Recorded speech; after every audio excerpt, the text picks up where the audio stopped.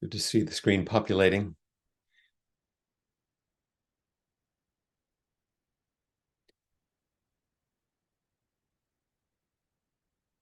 I'll invite the bell here in a moment, which will be, of course, our invitation to sit together.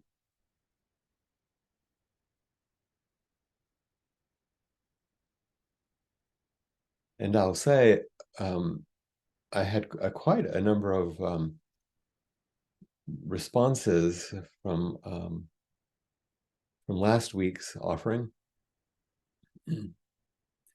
that were encouraging, not not criticisms or concerns. So as we sit, I do want to offer a little bit of just guidance in the sitting, which will reflect some of some of the exploration that we enjoyed last week together, and then we'll go forward.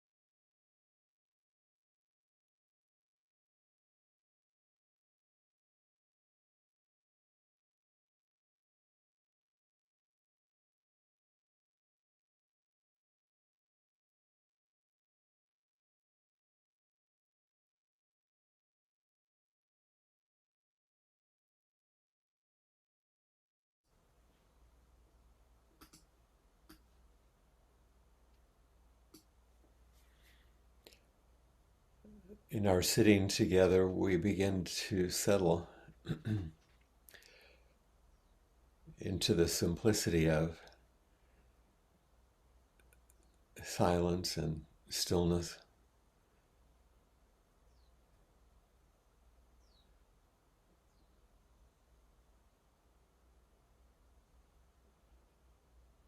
Just resting with the breath and with each other,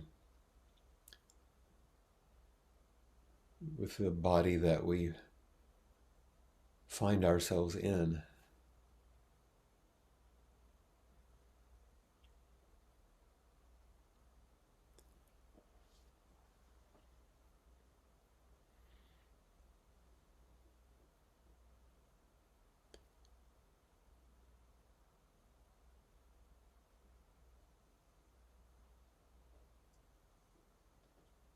As if we're practicing not doing anything in particular, and to learn to tolerate the not doing and the not knowing, to step into curiosity and possibility, and opening to what is.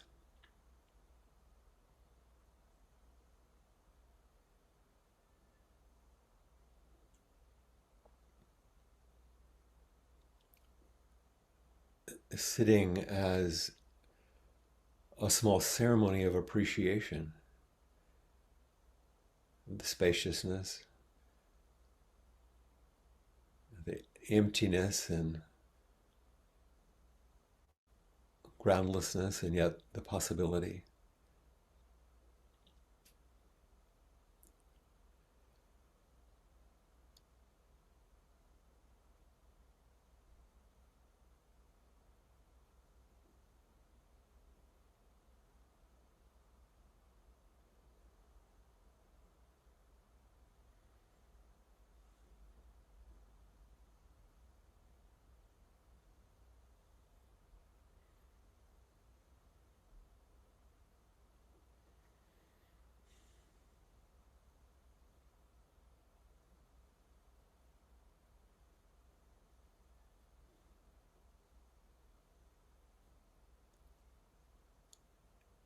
It's as if we're mindfully and tenderly and very kindly disassembling our ordinary ways of being in the world. It happens anyway, in those moments at 2 a.m. in the middle of the night, when you've been disassembled, you're not fully reconstituted, and everything moves into that dark space. It can be very anxiety producing. And in the morning, we reassemble ourselves and organize ourselves to meet each day. So sitting like this can sometimes have a shadow of that sense of falling apart, or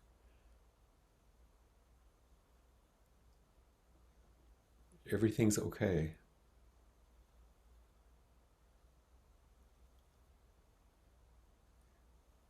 Sometimes if you take a small glance at the others on the screen, you can be reminded that you're in good company.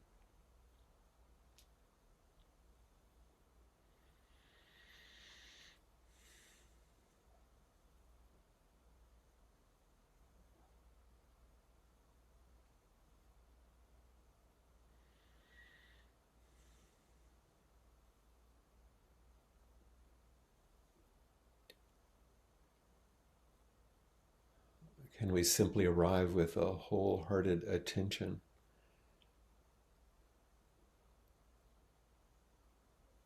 like a small child, an infant or a toddler who discovers something and is fascinated, totally focused on what's captured the child's attention, full of wonder and awe. What is this for us now?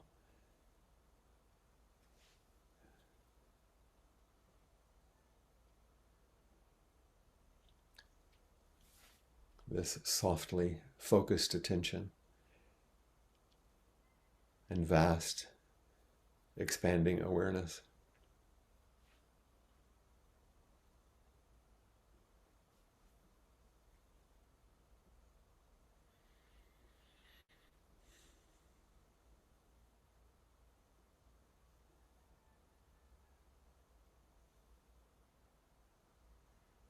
And that soft attention and that spacious awareness meets all the parts of us that don't feel vast or at ease, that don't feel focused.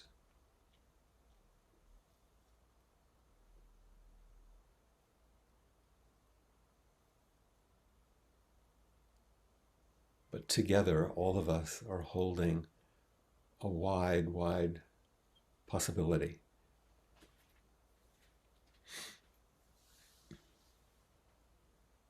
A bigger heart, a bigger mind, one body.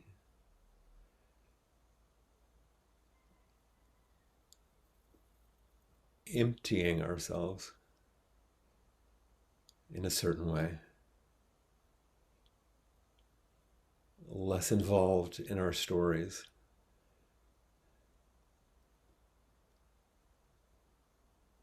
stepping into fresh territory, new ground.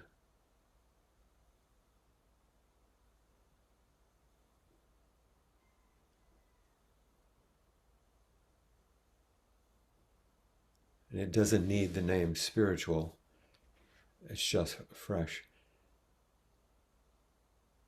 alive.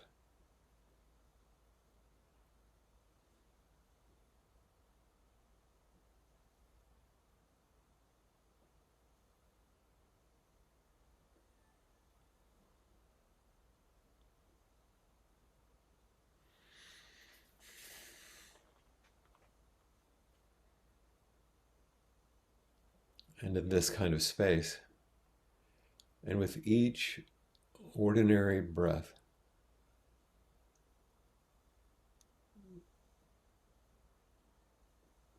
we can touch the vulnerable, embodied experience of impermanence, coming, going. That beautiful, creative, shaky edge of the aliveness, the empty fullness that each moment offers.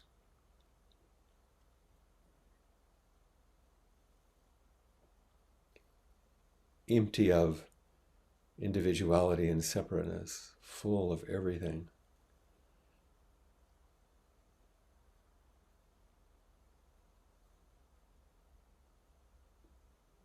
Just breathing.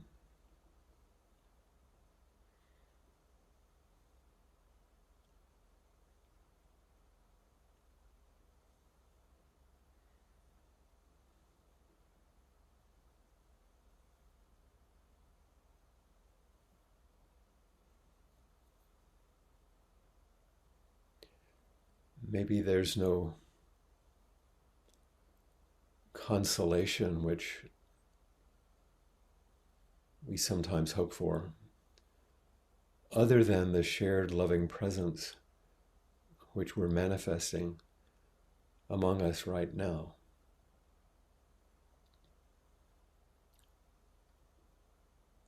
What if this kind of meeting in silence and stillness, with a soft, vulnerable attention, is the opening we've been seeking?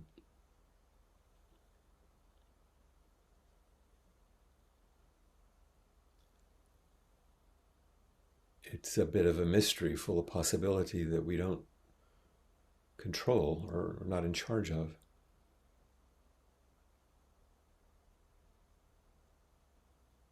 A surprise, a possibility.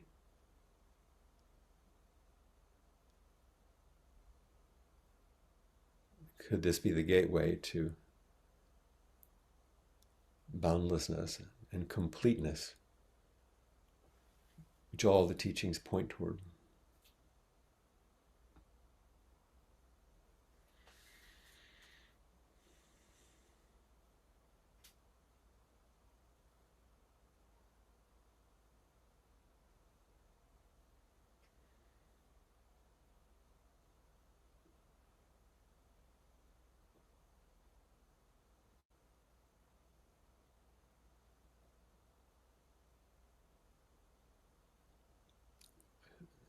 Sitting just like this,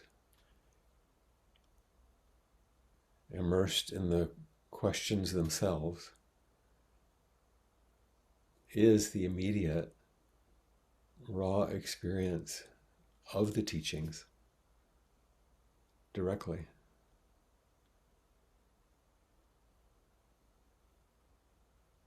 Not simply hearing the teachings, which is useful, or sharing the stories, which can be inspiring, reciting the Dharma, which can be empowering, but remaining still at this edge,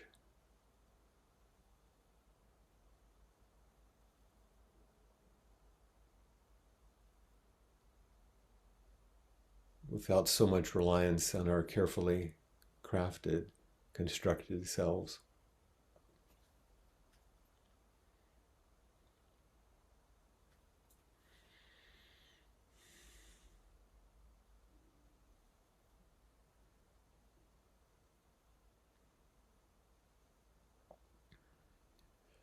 With each breath nudging the edge of everything we think we know.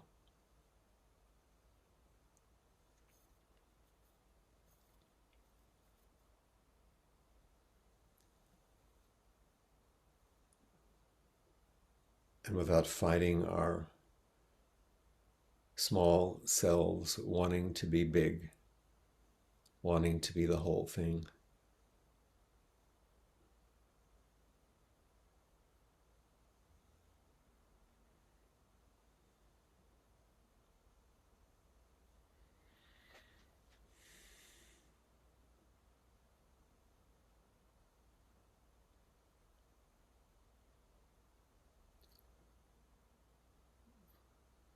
We're human, so we live with the longing, with the wanting.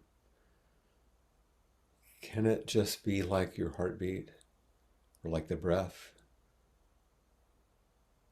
Just something that comes along with being human. Wanting, wanting. Just the pulse of human vulnerability.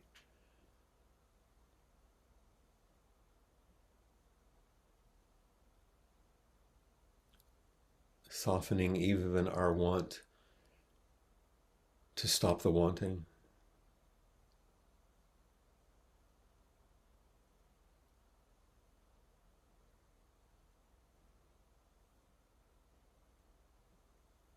Maybe we don't want enough. Maybe we only want small things to pacify us or numb us to pain temporarily. What if we wanted it all?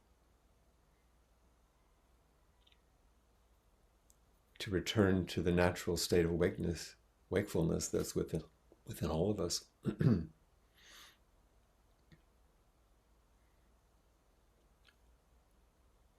just sitting now together, we are enacting this wakefulness in the midst of everything. This is it.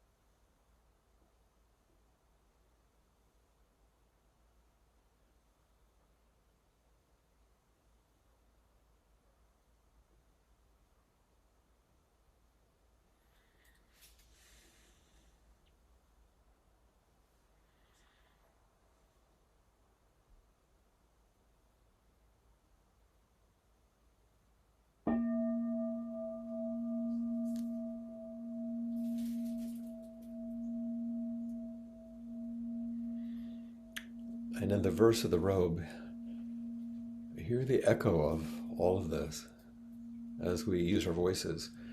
Vast is the robe of liberation, a formless field of benefaction. Wearing the universal teaching, I realize the one true nature, thus harmonizing all being. Vast is the robe of liberation, a formless field of benefaction. Wearing the universal teaching, I realize the one true nature, thus harmonizing all being. Vast is the robe of liberation, a formless field of benefaction. Wearing the universal teaching, I realize the one true nature, thus harmonizing all being.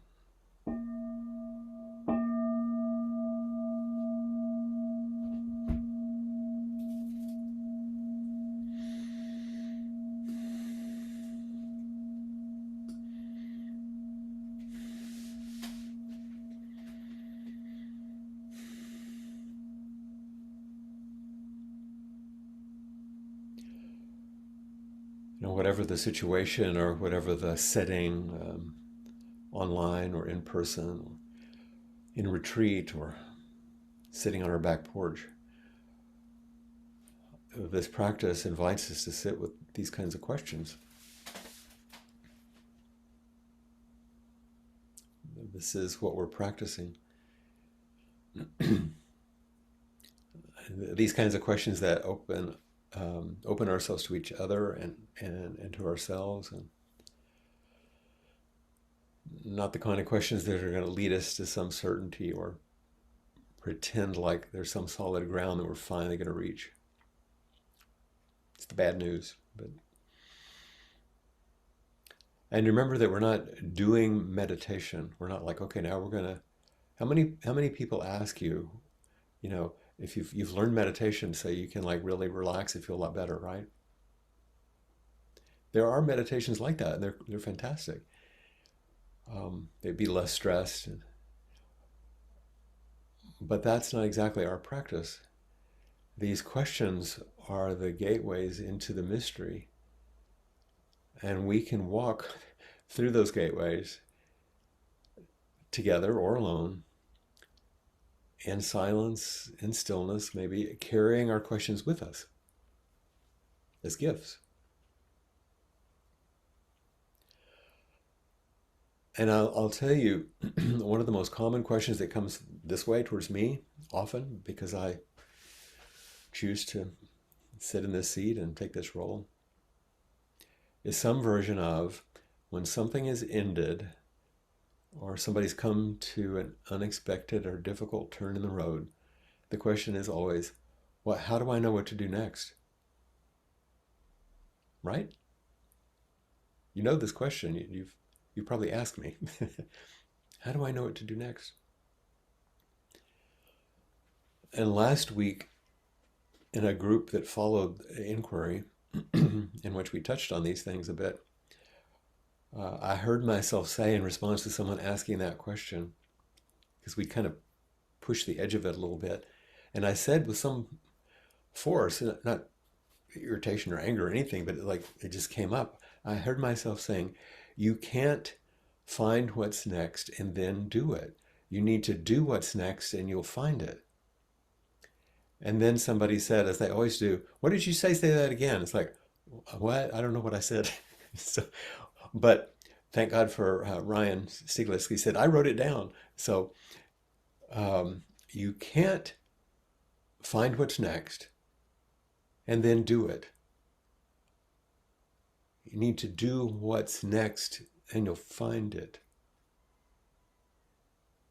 You can't find what's next. Got it. Then do it. You have to do the next thing and you'll find where that's leading you. So I thought, well, this sounds a bit like one of those commentaries on a Koan. Some of you have read those old things. It's the Koan of what's next. But if you look in the classic Koan collections, there are a bunch of them actually. And I'm going to just barely mention a couple of them just to do my job as a Zen teacher and because they're common ones. Some of you know them. One of them is, I'll tell you two of them from the Mumonkan, the Gateless Gate. Case 46 is the one you've probably heard of called Step from the Top of a 100-Foot Pole. So here's how the case goes in one translation. Sekisa, this teacher, says, how can you go on further or step off from the top of a 100-foot pole? Again, an ancient teacher said, one sitting on the top of a 100-foot pole, she's entered the way, but it's not yet the real thing. She must go on further from the top of the 100-foot pole and reveal her true self in the 10 directions.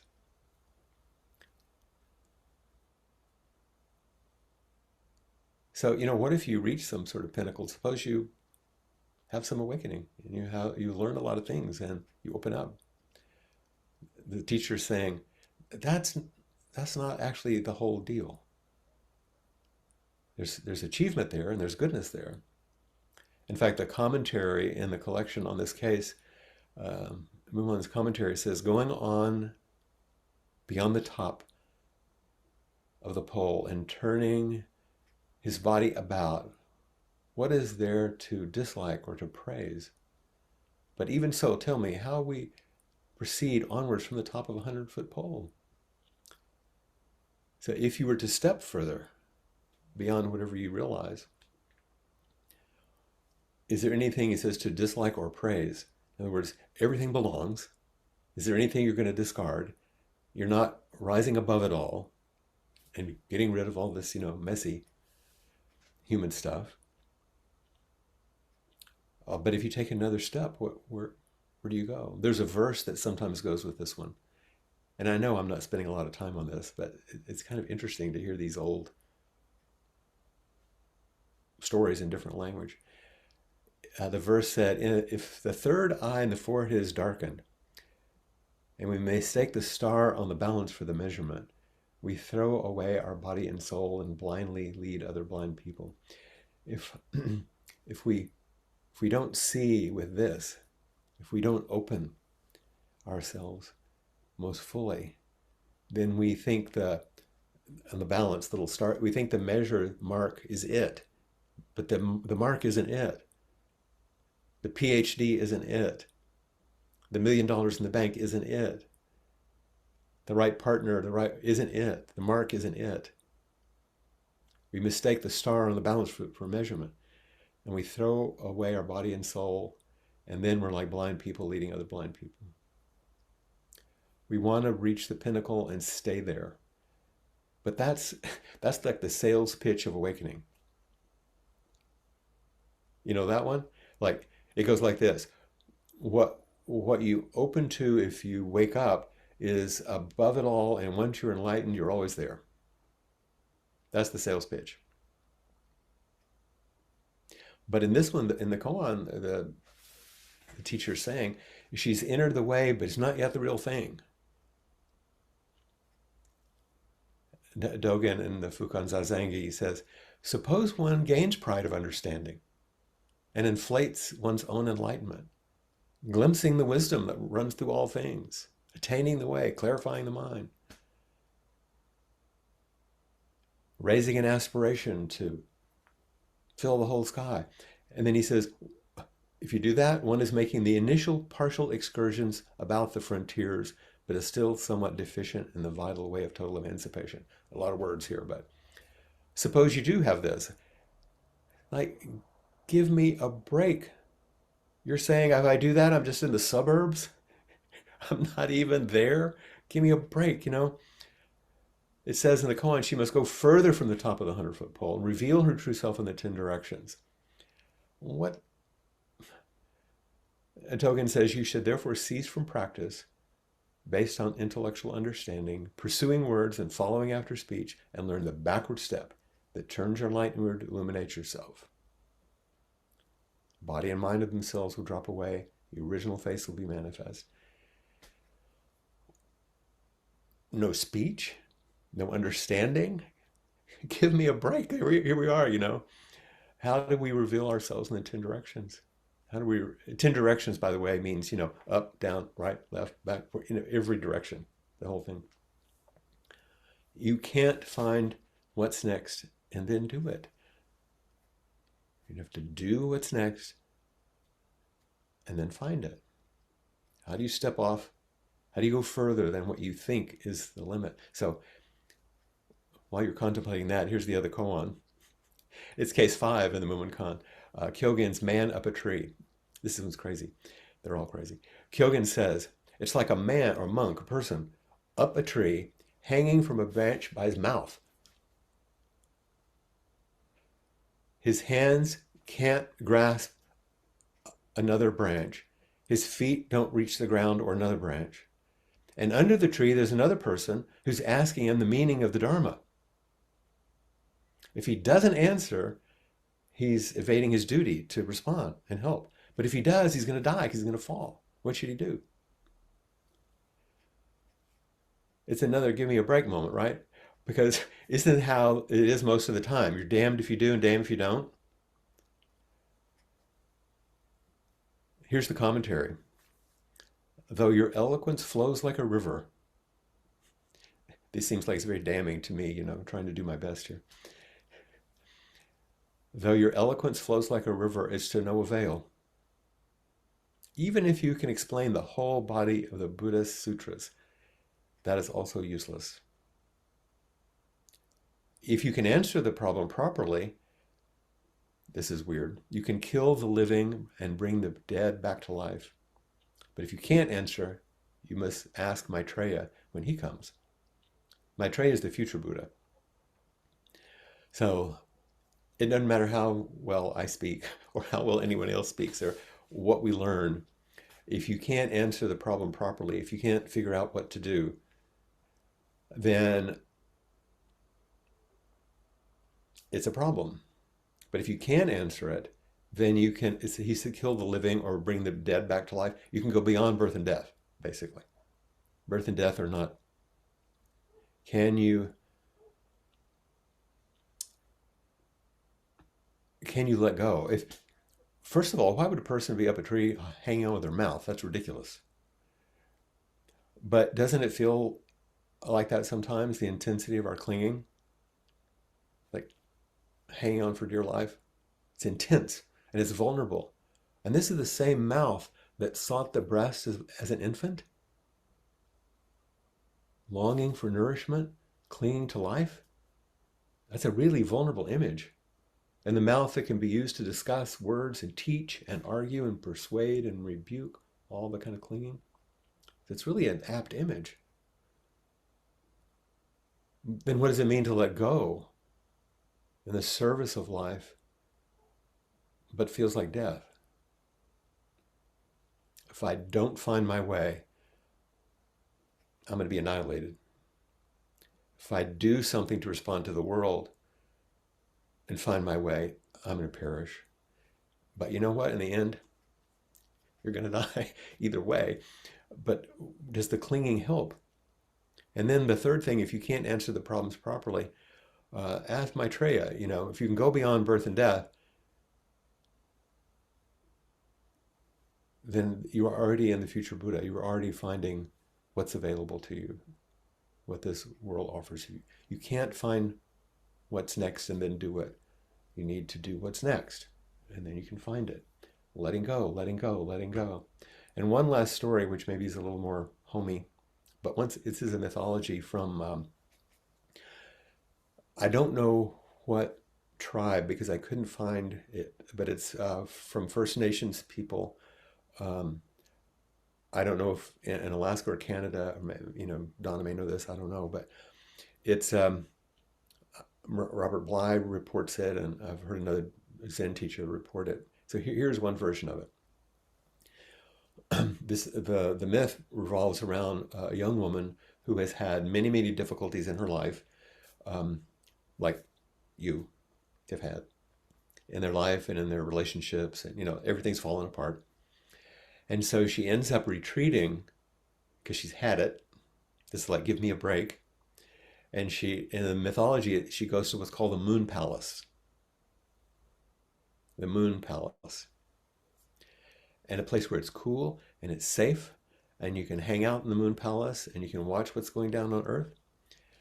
And so she's separated herself. But then she begins to recognize that she's not really living her life. And she's very separated from it, which was the idea in the first place, of course. And she's just watching it go by. But she doesn't know what else to do. So she goes on living in the Moon Palace. And remember, the moon doesn't have any light of its own. It's living in reflected light. And she was living in this reflected light of the world. Seeing other people working, having relationships, being in community.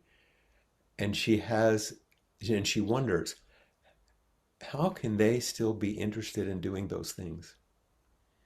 How is it possible to still be engaged in all that? Side note, I talked to a guy here a couple of years ago who's lived on Molokai for a long time. It's kind of strange to live here, very separated from a lot of things. And he had gone back to visit his family in Michigan. And I said, well, how was it? And he said, I can't believe people still live like that. which is actually the way people think about us living here. But it's like, and this woman in the myth is saying, why are people interested in these things, and the difficulties? But she actually gets tired of the moon palace and she decides she wants to come back. And as soon as she gets clear, and this is what happens so often in mythology, as soon as her resolute sort of intention, it gets really, really clear, a wise old woman appears immediately and says, oh, you want to come down from the moon palace? No problem. And so the old woman takes a couple of steps and she opens up this little trap door. There's always a portal, right? Opens the trap door of the moon palace and says, look down there. See the earth down there and all people? And she pulls out a rope and drops it through the trap door and says, now listen, very carefully. Here's what you're going to do. You're going to lower yourself down the rope with your eyes closed. You mustn't look while you're lowering yourself down. Just lower yourself down bit by bit. And when you feel that you're almost there, you're going to have to open your eyes and let go and jump, fall. It's very important that you let go and jump with your eyes open at the end. And don't lose yourself on the way down. Don't let yourself all the way. You have to go close. That you understand? And the woman said, yes, she understood. So the old woman departed. So the woman crawled through the trap door, and before closing her eyes and going down, she looked and she was shocked that what she thought was this immense journey, that the ground was only like 8 or 9 feet away. It's like really close. So she closed her eyes and she began her descent down the rope little by little. But unfortunately, of course, in the tale, she became so taken with the drama of her journey down, in her fantasies and her ideals and how wonderful, she didn't open her eyes and jump before her feet touched the ground. Because of this, the folktale says her feet did touch the ground and she immediately turned to a spider and spent the rest of her life spinning webs.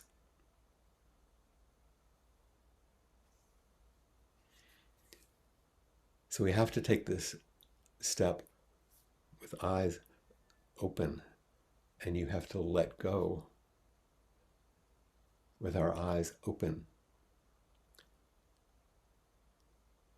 It's not as far as you think, but it does require some closing your eyes and going, and then feeling your way, and then you let go.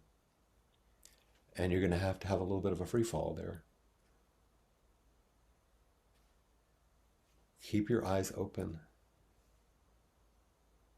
The first time I was in a long session at San Francisco Zen Center, and then in the middle of a long sequence of sittings in the afternoon, I heard Blanche say into the Zendo, open your eyes. And it was startling to hear it coming into the space. Did it mean literally open my eyes because I'm sleepy? Or did it mean open your eyes? Leap into the reality of this moment. Leap into the reality of this moment. Leap into the reality of this moment. You can't figure out what to do and then go do it. You have to do what's next. And then you'll find it. So what does this call forward in you? These stories. This being on the edge.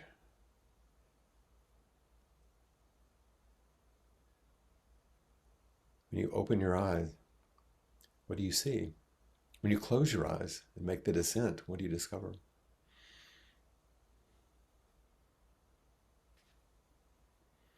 What questions do you have? What irritating aspects of these things does it bring forward?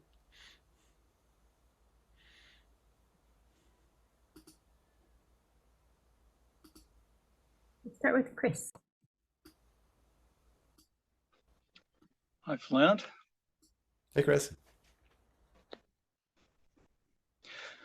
I can see exactly how you were when you were having this conversation after inquiry with this other group that you spoke. I don't remember what word you used. Firmly? Yeah, because that's what you did just Energy. now. You're always alive, but you were more alive than usual just now. How did you know that? I recognize life. Oh, what recognizes life? Life. Yes. Like meets like. That's the intimacy that Dogen described. Thank you for noticing.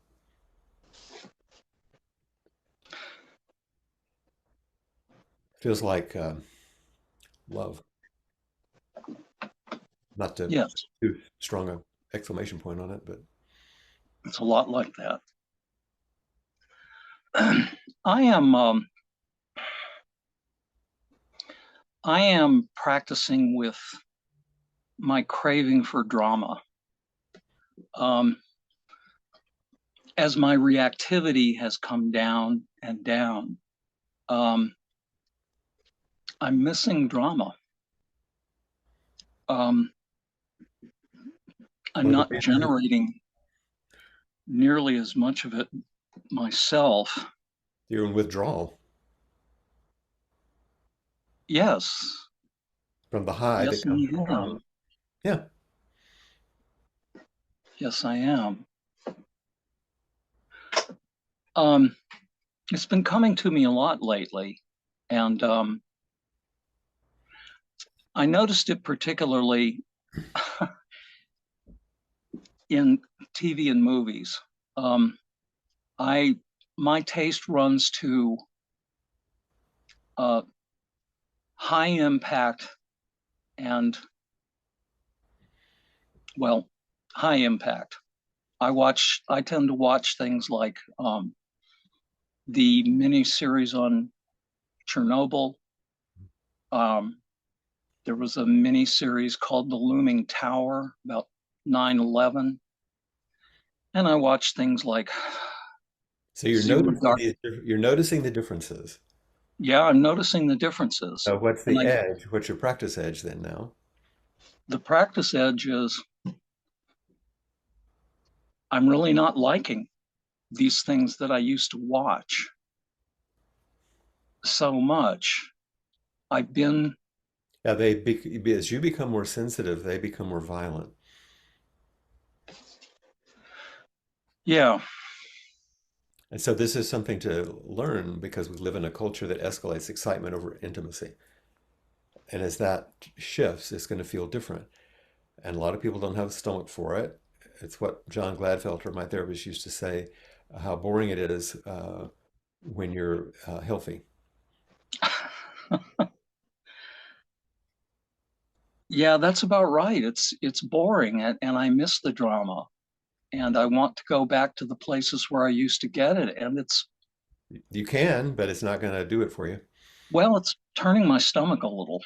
That's right. So that's why that period I'm speaking about is if you're in withdrawal, because when you go from the addictive phase into recovery, in the middle, you're sick.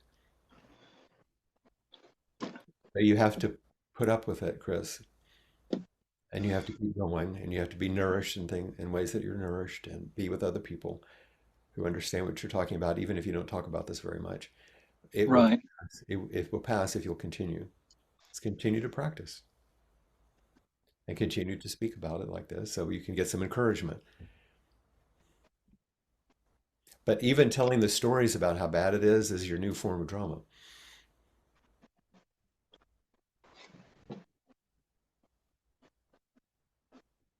yeah. It's a slippery slope. Oh, well, I'm well acquainted with infinitely receding layers. There's no you never get down to the bottom layer. There's always more. It's Thank just goodness. more and Practice, more fine grained. practice will always serve you. Awakening will keep opening. That's wonderful. Thank you. Thank you. Very helpful kind of questions and reflections. Next. That's it.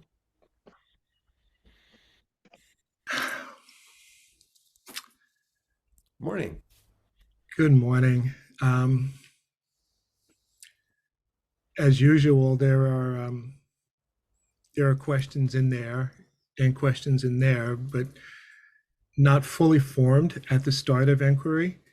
And you say, "What questions do you have?" And what's always amazing and enjoyable is that the things that felt to be questions were things that you addressed without the question having to be asked. So obviously a huge mahalo for that. And again, the value of being in this situation with inquiry and with sitting. Um, and and and thanks again for a huge dose of bliss today. Hmm. Um, I love getting on Zoom and getting high. You know? It's something that was opening and nourishing about this. Huh? Oh, are you kidding me? Now Yeah, you're telling me, give me a break. yeah, really. uh, there was the nourishment was so profound. It bordered on overwhelming from time to time, which again, that's cool. I'm good with that. But there's depth, there was completeness, um, the guidance, the reminders, I mean, just what you said when we sat, that was a Dharma talk that was priceless for me right then and there. And it addressed from when you first started speaking, from when we first started sitting, all the way through to now. It addressed everything in my life currently. So I was fortunate. I got to wipe my eyes before we got on camera here. uh, Well, let me say, just if you don't mind, yeah. it's I'm pleased to hear these things because it's nourishing to me. But one of the things I'm even more pleased to hear is that it was nourishing for you, meaning your practice has continued to remove any nourishment barriers that you may have carried around. Mm. So these things move in you now. That's what's important. I'm glad that I might be effective in encouraging that. That's great. But I can do that all day long. But when I hear you saying, I opened my mouth and dropped from the branch, I stepped off the Mm. pole, and when I didn't die, I was held, and it made a difference. That's more important. Well, yes, and there it is, That right it there. went in, that it made a difference. That's the Yeah, important thing. So that your yeah. life is still, you still got the same challenges you had, at 6:30 this morning. You started at 7:30 out here. But but who meets them is a bit different. And who meets them is that person who needed to hear and heard. Um, Open your eyes before you let go of the rope. Yeah. So, yeah, as a summation, open the eyes. Open your eyes. Uh-huh. Keep your eye open when you click the shutter. Yeah, yep, exactly. Um, so mahalo nui loa for everything. Aloha kekua.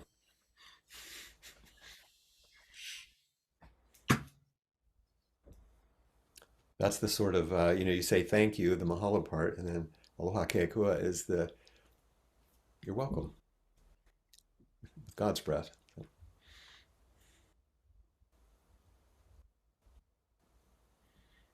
Hey, John.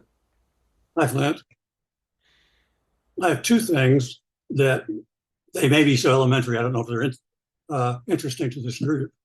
But right at the beginning, when you mentioned impermanence, I hate it. I don't want to die someday or tomorrow or in 20 years. I want to live forever. I wish Yep. my grandfather was still alive. I wish my parents were still alive. Hmm. So I don't know. I guess what is that a type of grieving? I don't know. No, it's called telling the truth, John.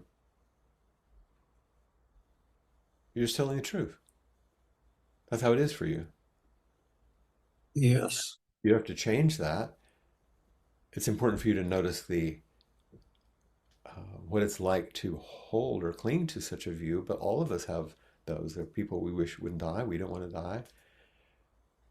That's being human. So not clinging to it. What does that mean?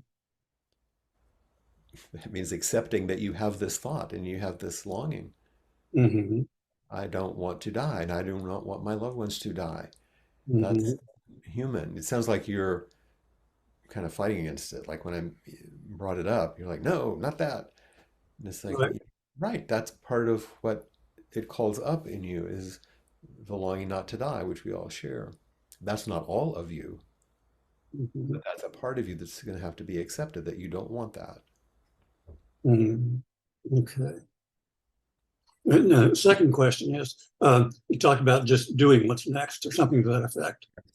And I don't know, is that something at a kind of a spiritual level or very much a day-to-day level? Because what's next I have to do is I have to make an appointment to get my car fixed, maintained, and then go ahead and take the car in tomorrow. Yep, that's it. That's it. Ordinary mind.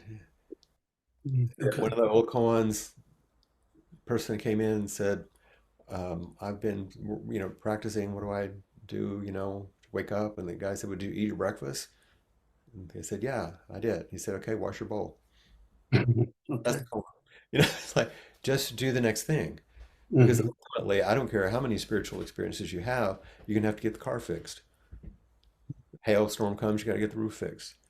You're going to have to take care of somebody. You're going to have to go to the doctor and find out good news or bad news. Hmm. That's it. You're right on the money, John. Hmm. Okay. Yeah. Okay. Thanks. Yeah. Thank you.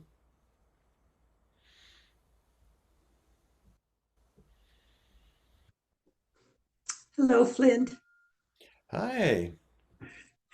All this talk about jumping off of a 100-foot pole brings to mind when I did a ropes course.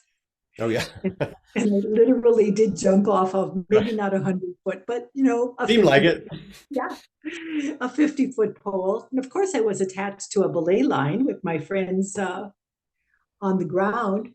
And I remember it distinctly that rather than standing right on the top of the pole, I stood at the step below or two below the top until I was ready.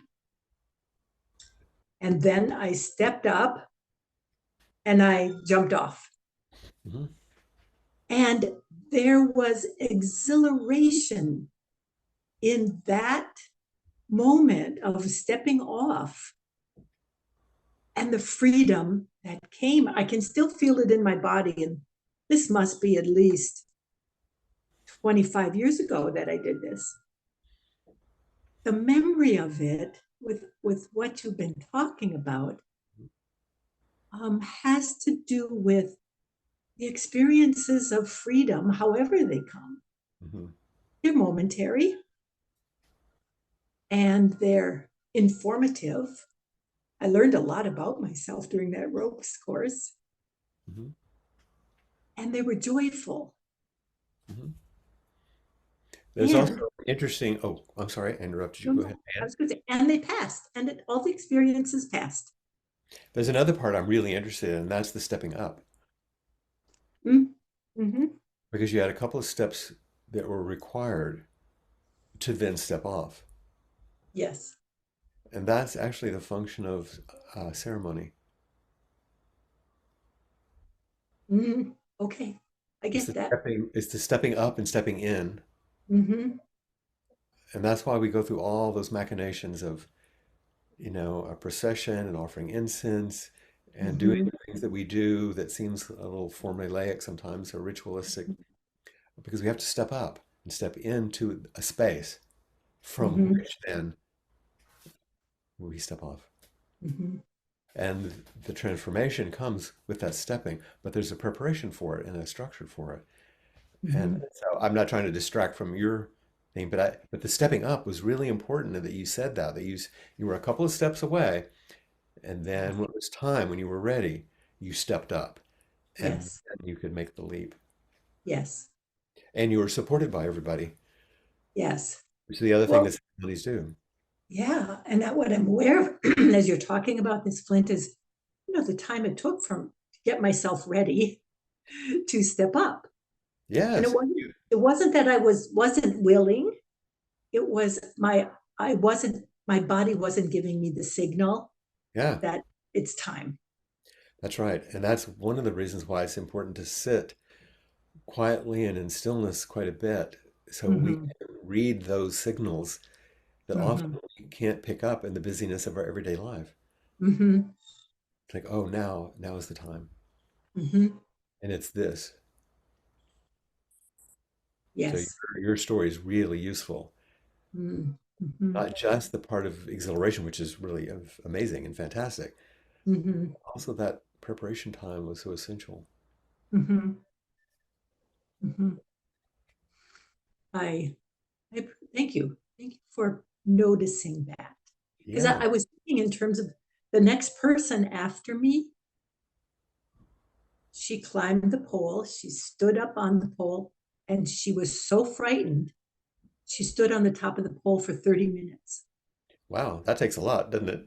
It takes a lot. She was so frightened about coming off, and we kept saying, it's more scary to stand on the pole. but she couldn't do it. So eventually she came back down. She couldn't jump. Yeah. Yeah. That was the first time I tried to go off the high dive. I had to do that. Uh-huh. Uh-huh. Humiliating. Uh-huh. At that point in my life, I might have been um, avoiding humiliation by jumping off. Right. It's like, which is the worst thing? The Which is climbing the down is horrible. The jumping off is horrible. Which bad thing do I do? But which I, that's the koan, isn't it? That's the it up the tree. is. It is. Well, and it brings to mind on Sunday, I led Sangha, and I was notified at the last minute the person who was going to do it got sick and so couldn't. So I grabbed Hadrik Otuma's um, poem that you brought a few weeks ago, The Facts of Life. And what keeps going through my mind is the last stanza. And you might as well live, and you might as well love. Everything else is going to happen. You might as well look. And we might as well live, and we might as well love. Yeah, Mm-hmm. absolutely. Thank you so much. Thank you. Now, if Lindsay. you'll stay here, don't go away and don't take her away and stay unmuted. And so, would you lead the four practice principles now? Yes. Your voice instead of mine. Okay. Caught in the self-centered dream, only suffering. Holding to self-centered thoughts, exactly the dream. Each moment, life as it is, the only teacher. Being just this moment, compassion's way. Caught in the self-centered dream, only suffering. Holding to self-centered thoughts, exactly the dream. Each moment, life as it is, the only teacher. Being just this moment, compassion's way. Caught in the self-centered dream, only suffering. Holding to self-centered thought, exactly the dream. Each moment, life as it is, the only teacher. Being just this moment, compassion's way. Thank you. And thank you, everyone.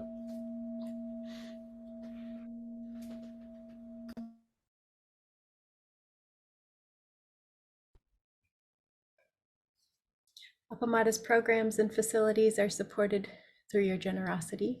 Your support makes a huge difference. There's a link for contributions on the website, and I'm posting it here in the chat. You can also make contributions directly to Flint and all of the teachers. Thank you so much, everyone, for being here. And please feel free to stay if you can for a little time with Maria and chat with everyone who is available.